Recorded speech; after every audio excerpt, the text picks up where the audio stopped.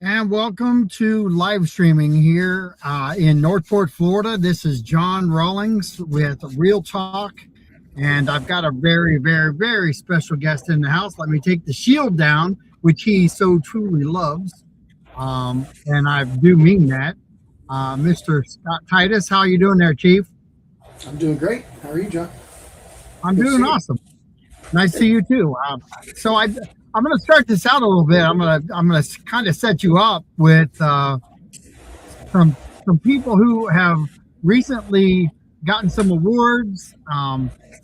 You're huge in the upward momentum of staff. Can you talk a little bit about how proud you are of one, what you've cultivated, and two, what everybody around you has strived to be? So, I will say nothing happens from any one person. So I appreciate. I think you know me. I'm a pretty humble guy, and I always tell my people if something goes well, they get credit, and if it goes poorly, I take blame. And if you let me take blame for too much, you get to find a new fire chief. So choose wisely. Um, Right. but we really started kind of on a journey. We had some tough times here in the past. We went through, the when property values crashed in 2007, 2008. Went through some really difficult times here. The culture wasn't great. We were really behind the curve in pay, and it was just kind of a spinning wheel. Our senior people were too senior to be able to afford to go anywhere, so they were kind of disgruntled because they weren't competitive in the marketplace, and our junior people were leaving us as quickly as they were coming. So it was just kind of a constant churn. And I remember when I got hired here, and nobody really gets in this job for the money, because if you do, you're doing it for the wrong reasons. Um, but I remember coming to work every day and just being so excited to come to work. And my goal has always been like, can we get it back to that point where people just love coming to work and have that type of atmosphere? And I became chief in 2018. We kind of flipped the switch and talked about our mission, talked about our vision, about the things that we believed in, and I'm very fortunate that the staff and everybody kind of embraced that concept, and we've been kind of flying forward ever since. So we've been very fortunate to, just in the last 2 years, we received our CAS ambulance accreditation. We're actually on track right now to have a site visit this fall for fire accreditation, and then assuming that goes well, we'll go in front of the accreditation board in the springtime, and we will probably be. There's so few departments actually in the country that have this. There's not even really a statistic for it. So it's less than 1/2 of 1% of departments that actually are ISO 1 rated, that have their ambulance accreditation and their uh, fire accreditation. So we're on the path to have that. And the value to that is it all of the things that we should be looking at and benchmarking ourselves against, as far as best practices and efficiencies and things like that. These are all the standards and things they look for. So the importance of doing it is to show the community that they're getting the best value for the money that they spend for our services. And so for a long period of time, I didn't want to do it because it's not about getting the sticker or the shiny package. And yes, it's nice to have bragging rights, but we started working towards this in 2018, and we've come such a long way. And I'm so proud of what our people do on the streets, and you can see it in our performance stats and everything else.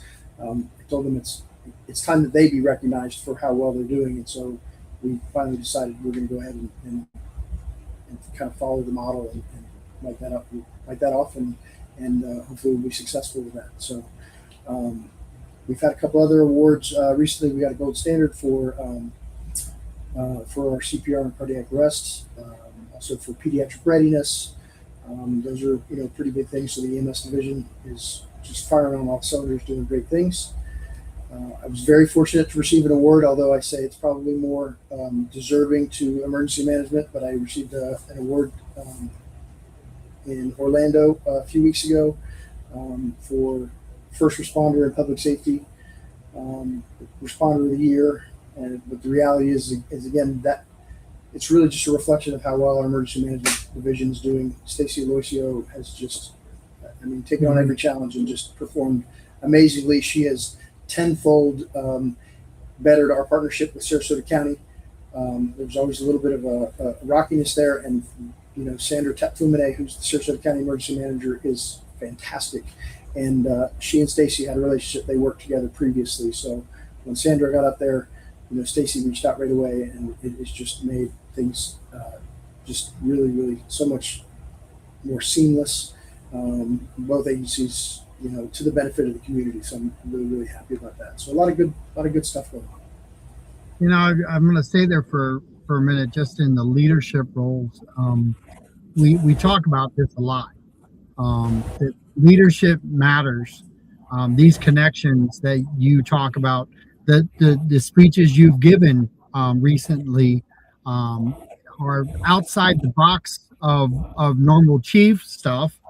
You took the opportunity to speak up on the tax bill that's coming up, and give a perspective that was not, I would say, the norm for chiefs to do, and that's leadership. That to me gives the classification of leadership for Northport to be different than everybody else, because we're willing to go that extra step. Can you talk about a little bit about what you did, and then that relationship that Stacy has? That was cultivated from before, but then it's really enhanced what we're attempting to do here with our new EOC. Yeah, absolutely. So I had the opportunity. I knew that. So property tax reform is something that's been talked about, since they did the first bite at it, which was after the kind of downturn in the economy in 2007, 2008. And there were some challenges overcoming that, not only because that took revenue away, but also, home values really plummeted. So we went through some trying times. It was a very difficult time for the city. There was a lot of layoffs in the city, and it took us some time to recover from that. And when they started talking seriously again about property tax reform, I think everybody's excited about the idea of it. It's how it's implemented. And so I had some concerns about the way that they were implementing it. Some of the guardrails weren't super clear. What's important, and what I tell everybody is my appearance. I had the opportunity. I went to Tallahassee and I spoke to the Appropriations Committee before the bill went to the House and the Senate. And the bill has to come out with a positive vote, come out of the Appropriations Committee to be passed along. And I was there asking them, please do not pass this the way it exists now, because there just weren't any guardrails on there for protection of public safety. And there's just some misconceptions out there. A lot of the protective language that was there in the beginning is not in the adopted referendum bill. So a lot of things that you see on Facebook is from some of the original postings. It was correct at the time, but it's no longer correct with what the language is now. And there's still some language that says the property tax money that's left has to be spent on core services. Well, it's really up to your local government to define core services, but certainly public safety would fall into that. But the amount of property taxes that come into the city aren't enough even now to pay for all of public safety. So there's other revenues to have to support that. So just to get as an example, this year, I think it was $39 million in property tax revenues. The police department's budget is $39 million. So you take 15 million and change for public safety on the EMS side of the house, because we have two different districts. So the fire district gets paid through assessments, but the EMS side of the house, advanced life support, ambulance transport, things like that, that's property taxes. So that's a little over $15 million in the budget last year. And emergency management, same thing. So roughly $16 million that's not funded already currently through property tax revenues. We look at year number one impact, they're estimating about $8.5 million. So that's got to come from somewhere else, if all things were to exist now. And a lot of the remaining revenues that come into the city are restricted to what they can be utilized for. So everybody looks at this giant number of revenues that come in, they go, oh, there's plenty of money. Well, some of those revenues are all different impact fee funds. Well, impact fees can only be spent for certain things. They certainly don't cover operational costs. Some of those other revenues come in, they're bond revenues to pay off the bond, for the road bond, et cetera. And so when you break it down, there's not a lot of other revenues that come in that can just be shifted and moved over. So, to find that kind of money, they either have to increase revenues or cut services somewhere, cut something away. My advocacy now in education is I tell people, you vote what you want to go. Just be educated and make sure that you talk to your elected officials and let them know what services you're willing to live without, or what services you want to make sure that you protect and maintain. And because they're gonna have some tough decisions coming up. There's accusations of fear mongering and everything else, but I will tell you, it's the proposition is scary the way that it is right now because we don't know. And people ask me, how is that going to affect fire rescue? And my answer is I don't know, because if it passes next year, until the commission ultimately makes a decision, but certainly the city manager will have a recommendation on what things get cut, what portions get cut, and what services that impact. I don't know what that is. Certainly, my advocacy would be for public safety to remain intact, but then what are they giving up in the rest of the city? There's certain things they have to maintain. City manager's got a tough job to do. You can't just stop mowing lawns and take care of certain things, because you still got to attract business and homeowners. You can't eliminate all of the you can't eliminate IT, or we'll get hacked by a foreign government and they'll take all of our money. You can't there's not a lot of areas to cut. If you're going to close down the parks or do something in the parks, well, that's part of what makes our community a great place to live and play. So they're going to have some tough decisions coming up. And I'm a realist. If it doesn't pass, I think we'll see it come back again. I'm hoping if it does come back again, it just has a little bit better of an evaluation and a study, and how are they going to implement it? What guardrails do they put in place to protect the services that are needed? Government's primary function is to provide for people's safety. And we're not in the same job as everybody else in the city. We're in the business of saving lives, and so if you make cuts to those services, it's impactful. It's going to be felt somewhere. And somebody that's never called 911 for an ambulance or for a fire truck or for a police officer, or they haven't been here during a hurricane, or they were but they weren't really affected. Those people are like, I've been here this long, I didn't need it, so I don't care what gets cut, and that's okay. But it affects somebody, and it's what are those numbers and how significant is that, and where those cuts come from. So, you got to stand up in front of everybody and have that discussion. I'm going to ask you, because that could not have been a very comfortable spot for you. Can you explain why? Because you did to me, because that the Chiefs are behind certain things, right? In totality, and Sure. you were kind of like the odd man out right there, in a sense. Can you talk about that pressure, kind of a little bit of pressure, but the peer side of things that you had to stand up against to try to stand up for your city?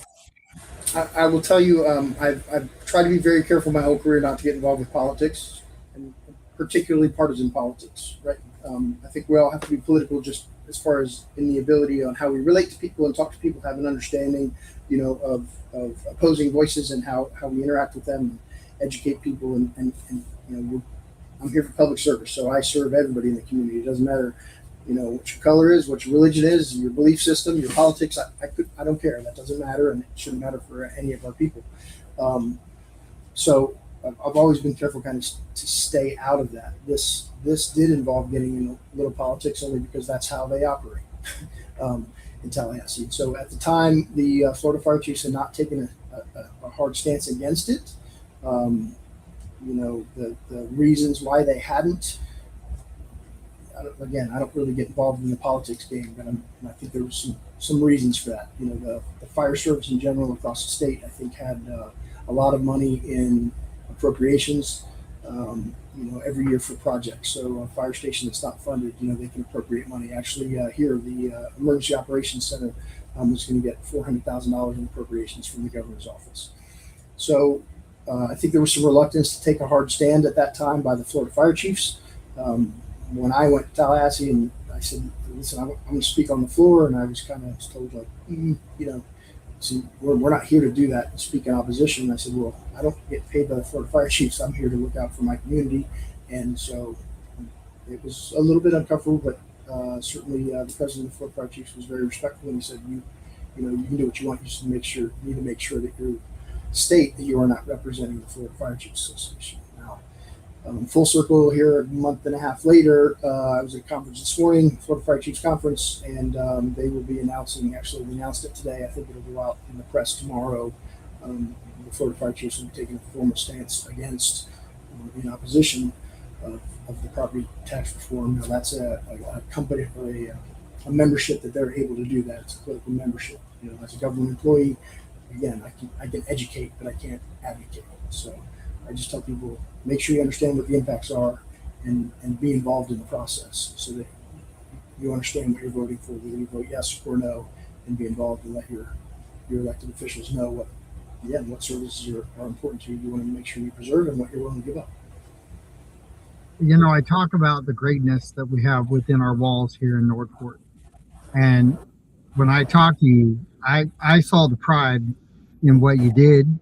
I saw the pride in how you carried yourself. I also saw that you were kind of in that position. You didn't want to have to do it, but you kind of went against the grain a little bit. But do you feel like you made an impact by giving that speech to the powers that be? I wish I could say yes. I think I got some wheels spinning, but again, I think there was some political reasons why. Again, having never really been involved in politics at the state level, I think sometimes I kind of get the feeling some of that stuff is off to the races and maybe a foregone conclusion before you get there. Yep. That being said, there's a lot of things that go on, and a lot of things that benefit our community, a lot of things that benefit our state. I'm incredibly proud of the city that we work in here in the city of Northport. I'm incredibly proud of our state and some of the things that we've done, at the regional and state level. And certainly I think the state is represented well on the national level when it comes particularly to emergency services. I think we have a very, very high bar. And so I don't have any issues with all those things. I wish it would have gone differently. I do think that,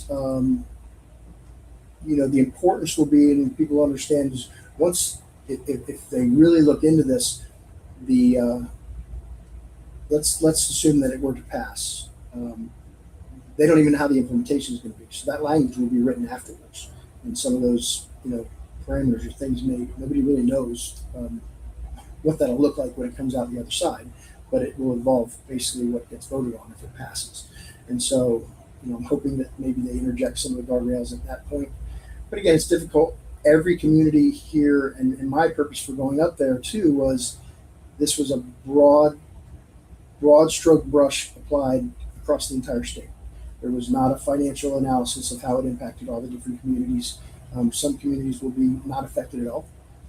As an example, from a fire service standpoint, Englewood Fire Department is an independent fire district. They're funded 100% through non-ad valorem assessments. They have zero impacts. But the residents of Englewood are served by Sarasota County Emergency Services for their ambulance service. Will there be an impact to the Sarasota County? Yes, likely. Will it affect their fire and EMS? I'm not sure. Again, it depends on what the decision makers decide on what they're going to take away. So it's different for different places. And as I said, the amount of taxes that come in here to the city just because of our makeup, we're a mom and pop bedroom community. And I know the city's big push now is to increase the commercial base in the city.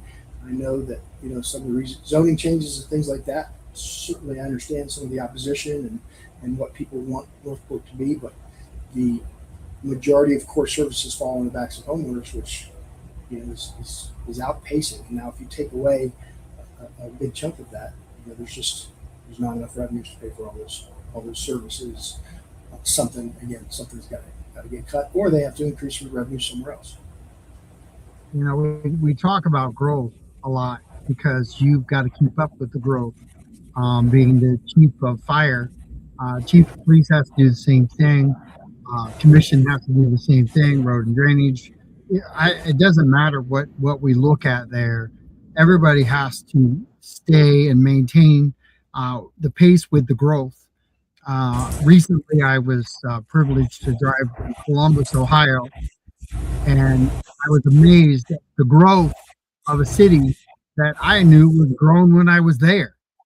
I got to tell you, my perspective on trying to slow growth Um, I don't think you can once it starts.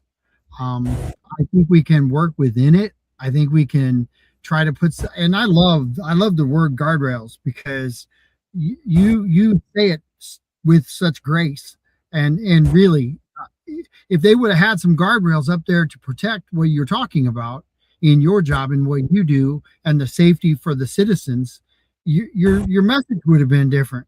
Well, Sure. I think we should talk about guardrails on everything. We talk about guardrails on the borrowing power. We should talk about guardrails and fire and what they're going to have to manage, what the police chief is going to have to manage on his side of things.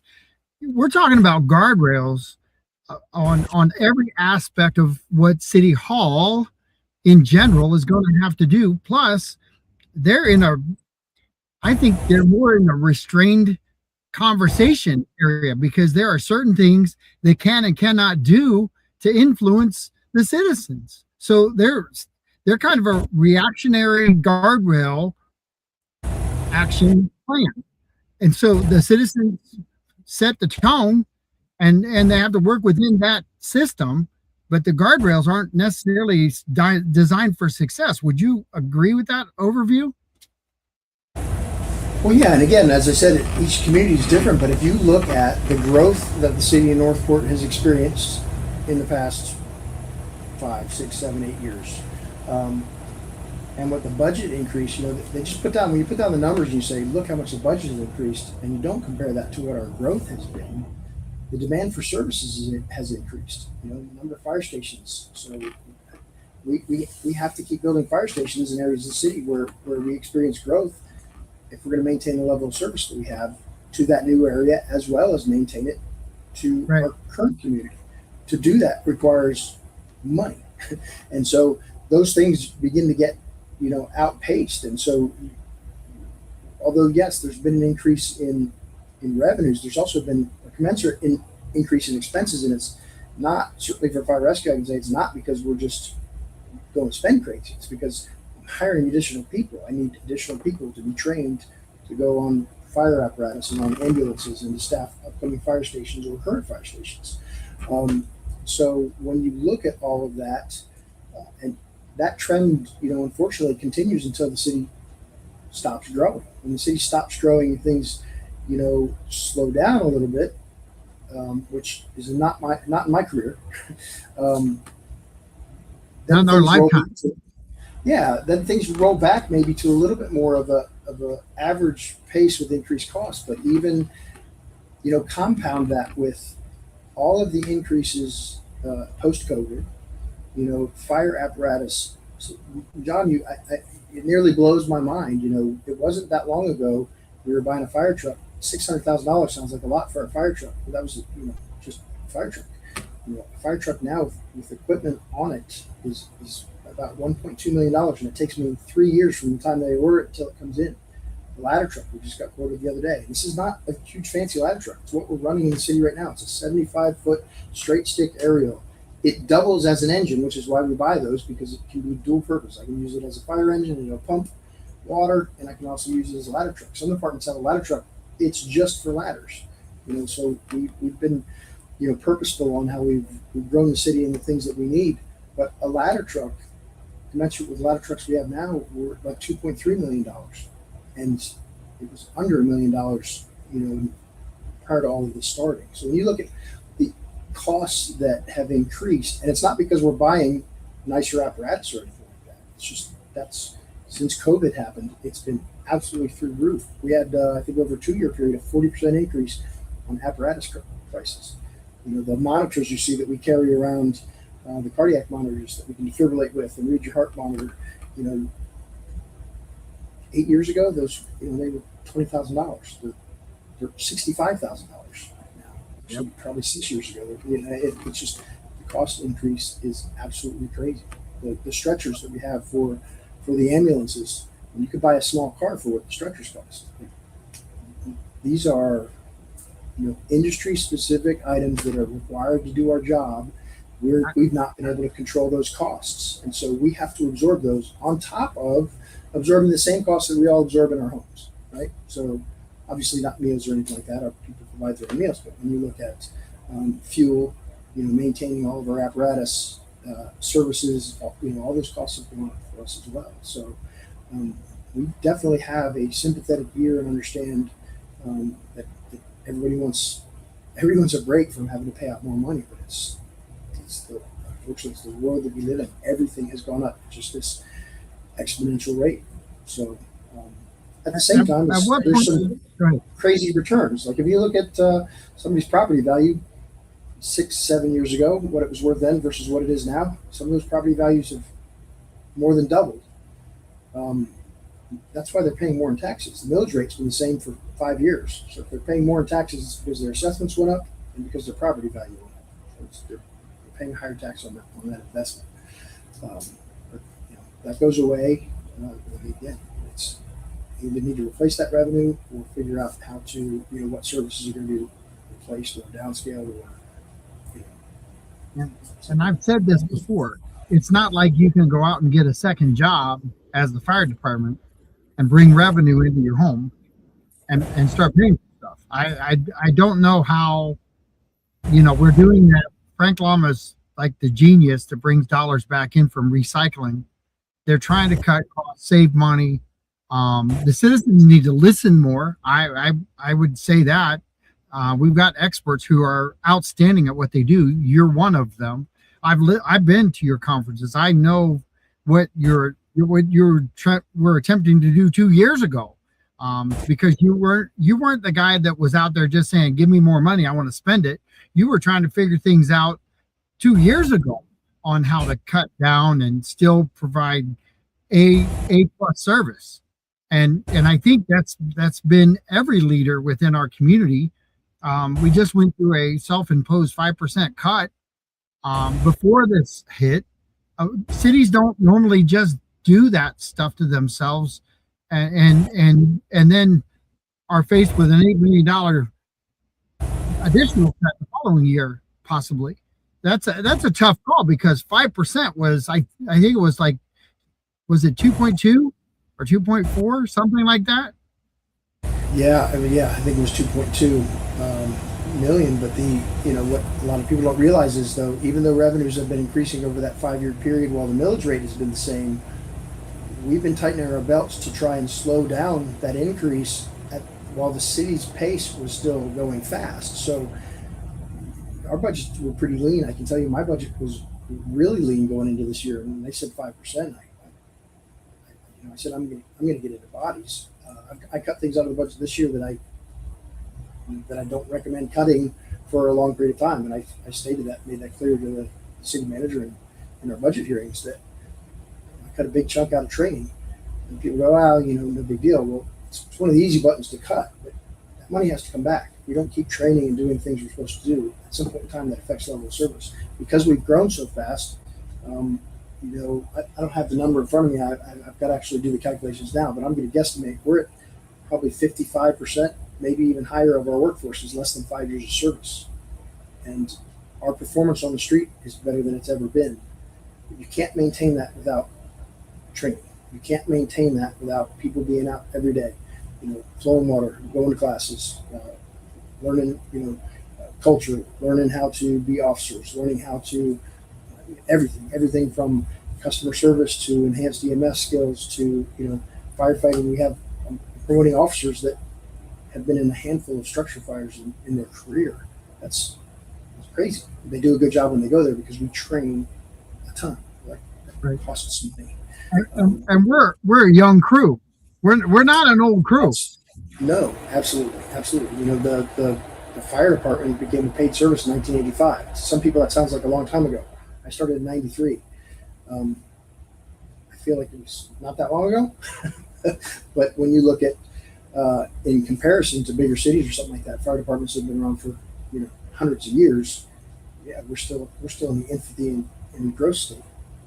So we're growing commensurate with the community. I'm very proud of the level of service that our people do on the street every day, and we take very seriously, the amount of money that we take in and that we spend, and try and do that to provide the best level of service we can. I'm really proud of our people for what they do. So I'm going to say this because I think I might be older than you, so I'm gonna group you in the young man category. Not by much. You can't have me by much, John. Well, I'll be 63 August 1st. Okay, all right. You got me by a few years, but not too many. Yep. So here's the funny thing. I'm 56. Yeah, well, you're the average age of Northport, pretty much. Yes. Yeah. And so when you take that in consideration, what's the oldest fireman that we have now on staff?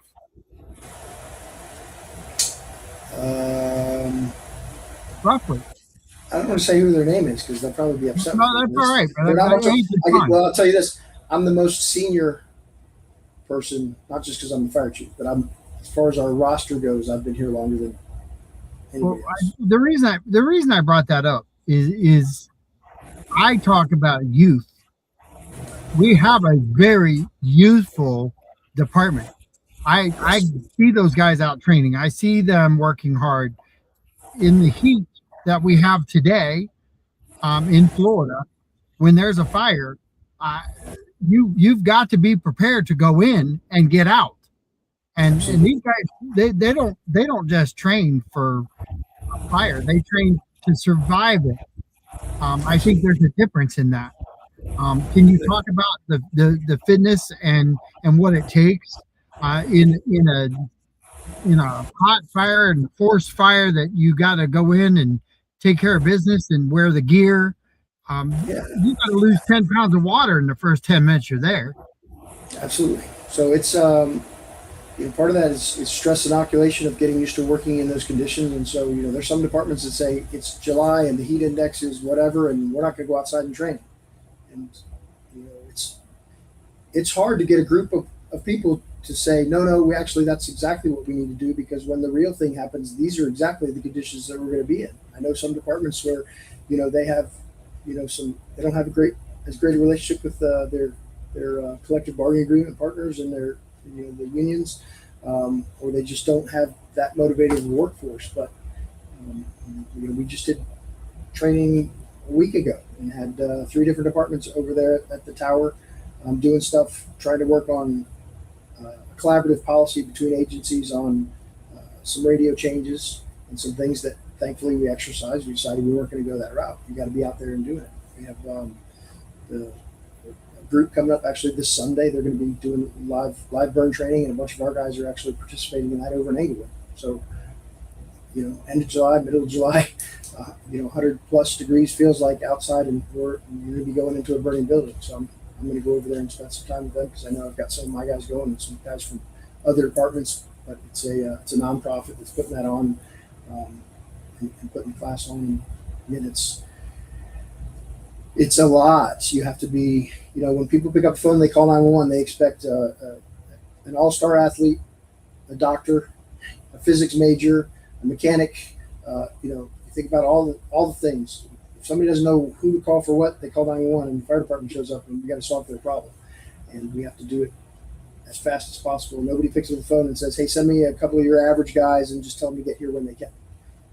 They want the best of the best, and they want them there as quickly as possible. And so when that call comes into us, the expectation is this is somebody else's emergency. You're out of the station.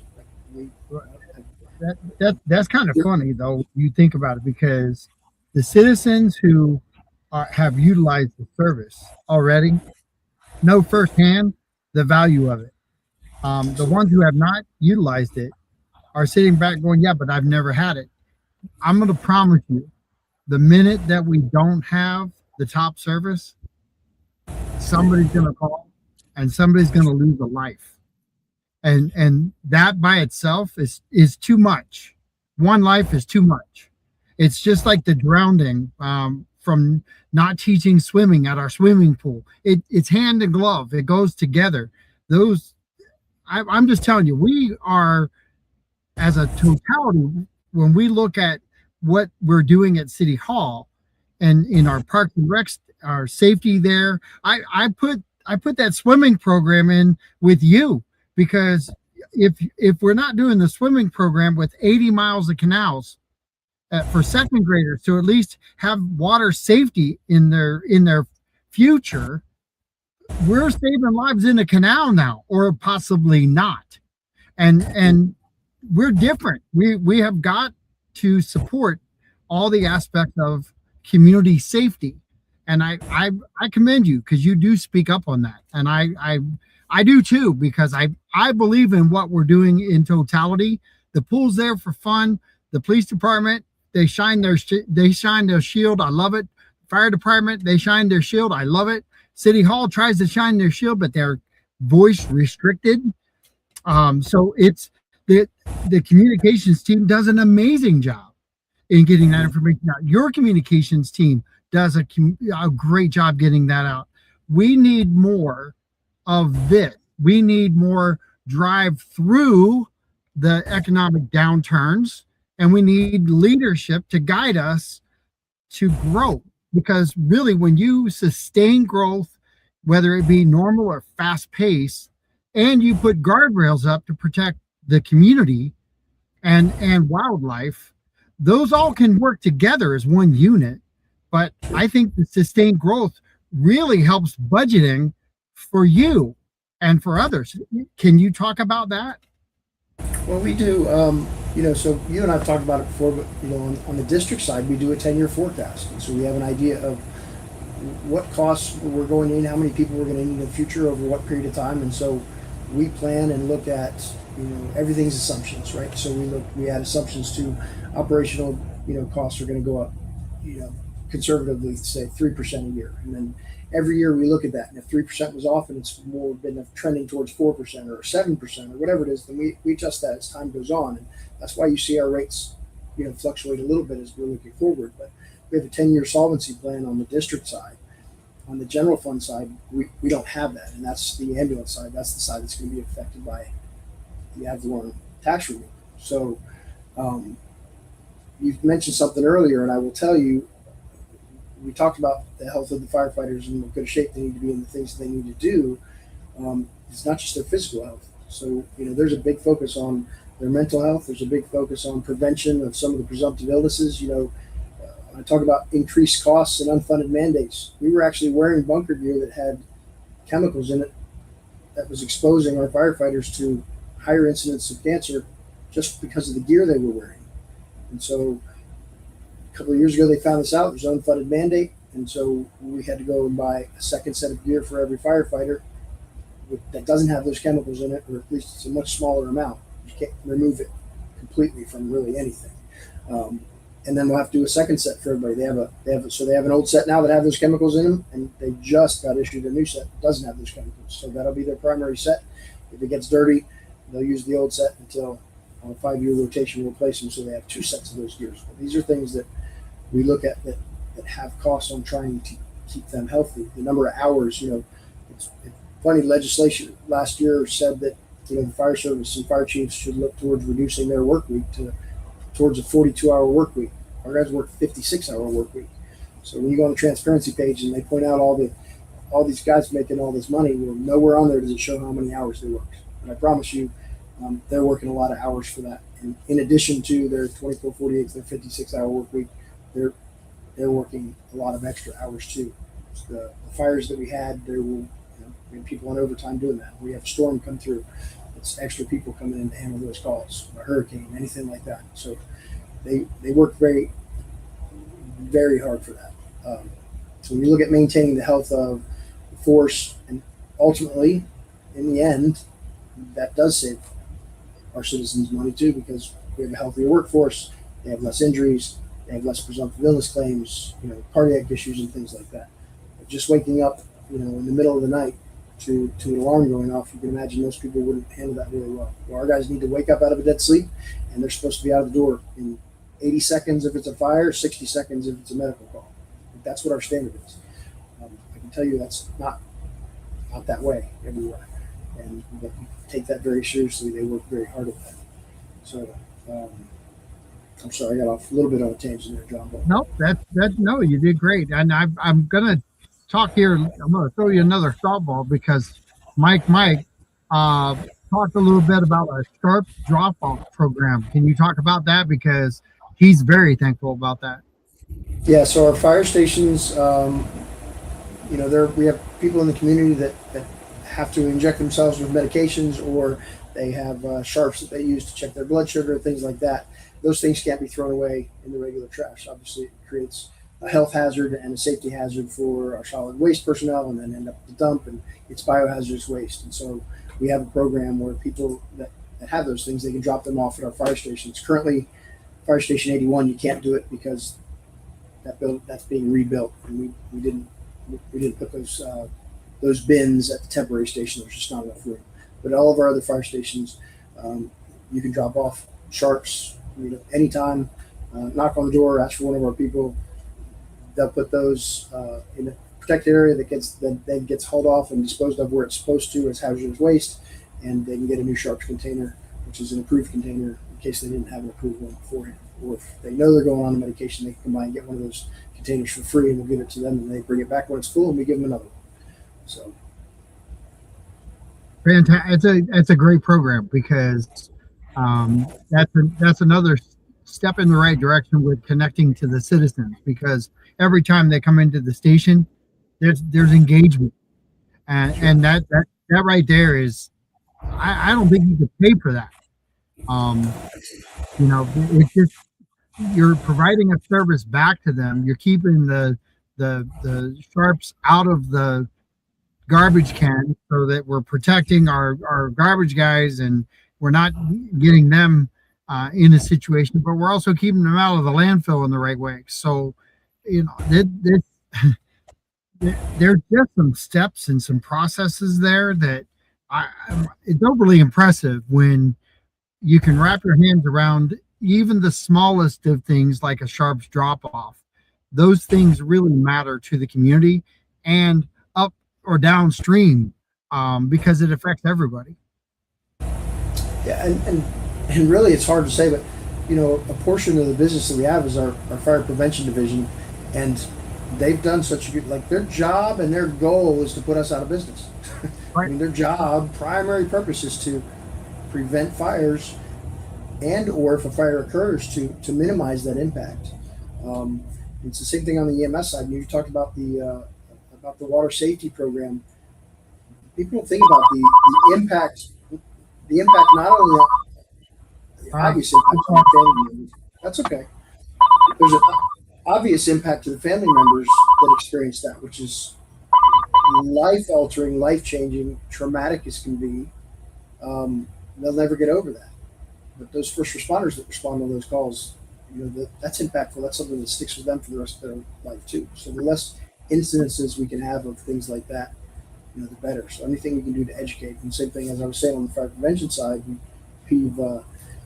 our fire marshal is, I have to tell you, I think he's the best fire marshal I've ever met. He's Peter Marietti. He came from the Northeast. He's got a great accent. He can't say his R's. I like to tease him about it. He's incredibly knowledgeable, and his deputy fire marshal, Rob Meady, both of those guys, the plans review they do, the development planning that they do, the things that they've implemented that have, we used to get a thunderstorm that would go through, and we'd get 30 fire alarms in an hour period. We might get one now. And it's because they've a much closer look at the types of systems that are reporting those things, making sure that now they're not on a hard line anymore for phones. They're actually on a cell dialer, so it's not impacted like it was before by a thunderstorm. Unless it takes a direct hit, it's not really impacting that unit. So by doing that, that's less calls that we run on that side, which makes us available for real emergencies, real medical calls, things like that. Keeps our people available on the street. They're working hard to make us run less calls as the city's growing, and we're running more calls. And it's just kind of this self-propagating thing. They've done an amazing job to make sure that we have gate codes and access codes to get into all of our communities, to make sure that every building that's being built, meets the standard, has the necessary, has the proper sprinkler system, the fire alarm system, all that stuff is up to code. The building materials they do right now, it's not like it used to be. You build a house up north and it was real wood and everything was nailed together. Everything is held together now with, a little bit of stuff. They use plywood now it's glued, shredded wood.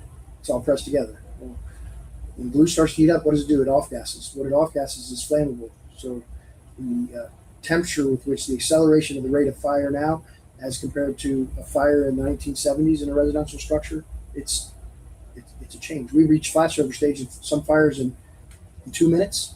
It used to be 10. So imagine the impact of that as our people are going in the door. That the conditions they're experiencing are so much different than they were, in the 70s and 80s. And it's because of the introduction of all these synthetic materials. The job is more dangerous. Things take off faster. It's a lot.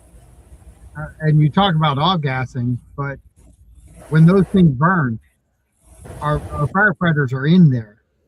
Absolutely. So they're breathing. If they're breathing that stuff, which I know that you're preventing with the masks that we have, but those are not cheap either. So all these things that we're talking about, they all go to the budget, because you have to put safety of our people first, and our people are actually the firemen and women who go in.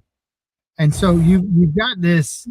It's kind of like this catch-22, where you have to spend the money to keep everybody safe, but if taxpayers don't want you to spend the money, what are you going to cut? Because you can't cut the safety. Because national standards tell me how often I have to replace an air pack. They tell me how long it's good for. And if it's out of compliance, out of 2 standards, then it's considered not safe anymore. And so Right. I'm going to buy it. An air pack, a single air pack now is right around, I don't know, $14,000, I think. I'll double check that number, but it's not cheap. When you think about that, so it's about got a 7 to 8 year lifespan, depending on how those NFPA cycles go. Fire apparatus, I talked about how expensive those are. They're less reliable than they used to be, because they have all these new government emission standards on them, which makes the motors less reliable. The sensors go bad all the time. The downtime on apparatus today, in comparison to what it was 20 years ago, is drastically different. And a fire truck doesn't, it's 10-year replacement cycle for NFPA. And, I've got trucks that are 2 years old that I can hardly keep on the road sometimes. It's crazy. And we're not the only ones. They're experiencing this at all different, apparatus manufacturer levels. And it's the motors. It's the motors that they changed and they made meet all these government standards, the same problems and experiences that people have in their vehicles, but times 10. Those motors initially, before they changed all this, diesel motors designed to go 400,000 miles. The rest of the apparatus isn't, but they used to be a whole lot hardier and held up a whole lot better than what they do now. So it's this cycle of, and if somebody gets hurt in an apparatus crash because you didn't replace stuff when you were supposed to, or you didn't buy air packs, and somebody dies in a fire because they didn't have proper new air pack, and all of these different things, we have an obligation to keep on top of that stuff. So. We've got a question up there by Mike. I'll let you read it out loud, and then you can respond. Yeah, so can the chief explain the KBDI index and how that can vary between the city and the county? Yes, absolutely. So KBDI index, it stands for Kyron Beach. We'll just say KBDI. It's the moisture, it's the Keach Byron drought index. It's the amount of fuel moisture that is in ground level fuels. There's a lot else that goes into determining what our fire hazards are for the day, but that's one of the bases of it. So that, in addition to a low humidity day with high winds, we start getting to where we get really volatile fire weather.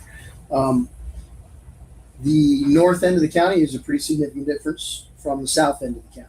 So depending on, a lot of times we get into seasonal rains, and so along the coastline, you'll see, sometimes this year I saw something different than I've really seen in many years past. Coastline this year, the KBDI was much, much higher than it was inland here. So usually inland is really dry, and so the body of Northport, the majority of Northport in the past has been really dry. And as you get ever closer to the coast, that's where there was a little bit more moisture. So for a lot of years when we were in a burn ban down here, the county was okay, because all of the coastal areas were getting plenty of rain, but we were dry here. Usually us in parts of Charlotte County were super dry. This year, kind of the opposite has happened. So all along the coastline, it was incredibly dry. The thick forest, incredibly dry. And we were still dry here, but we were getting readings well over 700 KBDI along the coastline, state forest, Wetland Park area, and the city here was in the 500-600 range. So just recently, so the county, if you go and you look on the forestry website, they give an average for the county. And so Sarasota County, and that's for the entire county. So it takes the mean high, the mean low, takes the average, and it gives a number. Sarasota County's burn ban is automatically triggered at 500 KBDI. So the day that it goes over 500, it lifts, or it gets enacted. The day it drops below KBDI, it gets removed. We actually, for years, we've done with cooperation with the Forest Service.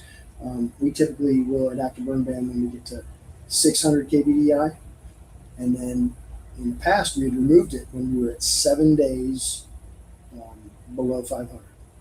And so, and again, every time I do that, we have to do a newspaper advertisement and do those things. It's not an automatic trigger like the county, but it's led to a little bit more level. There's not these on-offs. Earlier this year, although we were still super dry in portions of the city, overall the city, the majority of the city, so probably 80% of the city, have dropped below that 500 for greater than 7 days. But State Forest and Wetland Park were still super high. We made a decision. We said we're going to go ahead and drop it because historically we've dropped it after that 7-day period. So on Friday, we went ahead and said, okay, Monday, put the advertisement out. Well, it dried out over the weekend. We removed our burn ban on a Monday, and it was the same day that the county enacted theirs because it hit that 500 KBDI trigger for the entire county as a whole. And you talk about confusing people. They're like, really, the city lifted theirs today and the county enacted theirs today. It makes no sense. And I understand that confusion. And we turned around that following week and pulled ours back because we dried out again. We've been dry throughout. So we've been getting some rain now. We're looking at it. The KBDI is coming down. We still are super dry through the forest. We've been talking with Florida Forest Service, and we'll be looking at when we can lift that.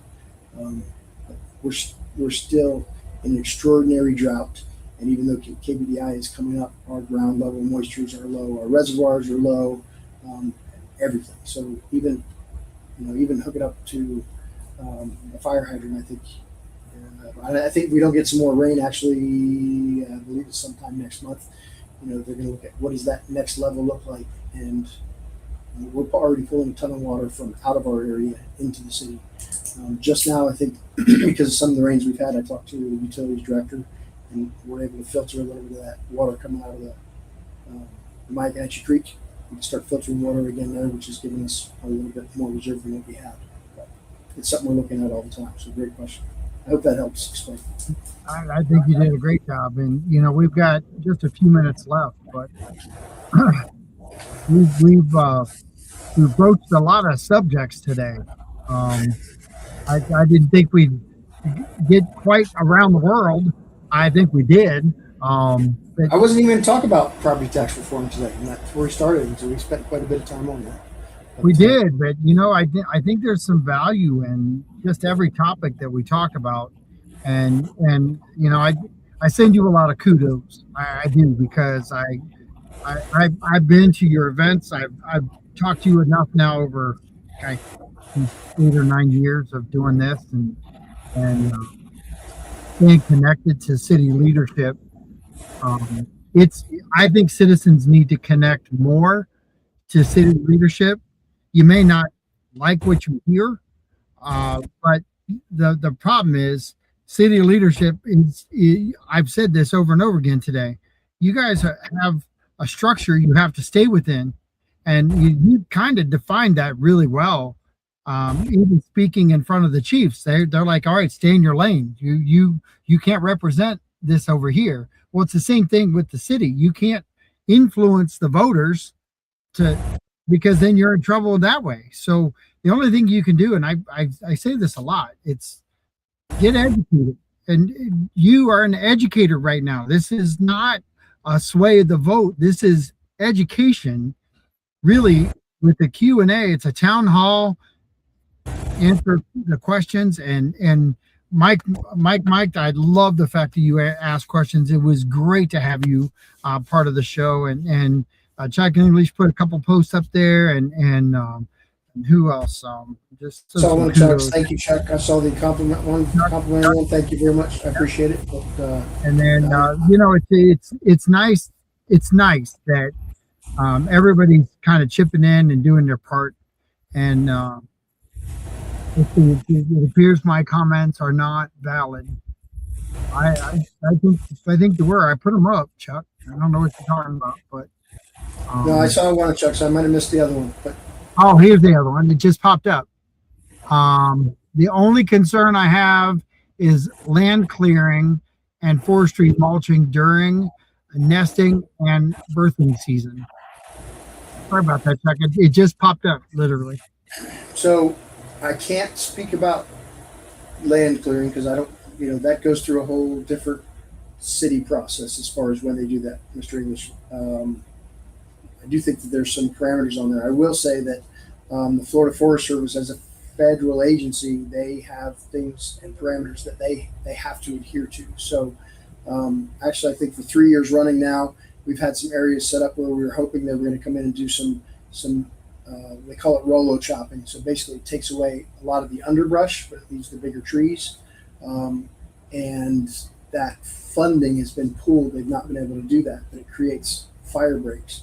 And I've had some discussions with some of the people in the community about their concerns with that. The alternative concern is if there's a wildfire, when you do a roller chop, that ground is vibrating, and so typically those animals move. They don't really have a lot of issues or casualties when they do that. When they do a controlled burn or prescribed burn in certain areas, it's a back burn, and so animals have the ability to get out of the area. You typically won't find animals that were killed in a back burn, in a prescribed burn. In a wildfire, all bets are off because that fire is moving at a rapid pace. It's uncontrolled, and it's not just on the local wildlife that's at jeopardy, but it's surrounding agencies, or surrounding even residences. So we try and balance that. As far as nesting season, I think they're pretty good with that. Obviously, we're all very familiar with scrub jays, how they made it this long when they build their nests on the ground that every predator can get at. I don't know. We kind of joke about it sometimes, but they're great birds, and I know we have some areas that are considered to be protected areas in the city that we look out for the scrub jays, and then that's very important. Some of those areas also then become so many years without having had any action on them, it becomes a wildfire hazard, and if they're adjacent to residential communities, you've got to figure out where they do that. So yeah, I don't think they do it during nesting season. Again, the Forest Service is who does all that for us, so they have to meet those same DEP regulations and things like that. But I appreciate you bringing it up, and certainly the wildlife in our area, as well as our whole community and our citizens, absolutely are important to us. Yep. It's good to have dialogue back and forth. I've learned a lot today. I appreciate you coming on, and as always, lots of kudos your way. You guys do a great job for us, and keep it up. I appreciate you very much. Appreciate the ability to come out and talk a little bit about the things that we do, from answer questions for people. We're going to be doing, I think, probably a lot more of that in the future as we move forward with property tax referendum coming up, the city's growth continuing. That dialogue and being able to have those conversations and answer questions is by the day is more and more critically important, because I am absolute believer we're public servants.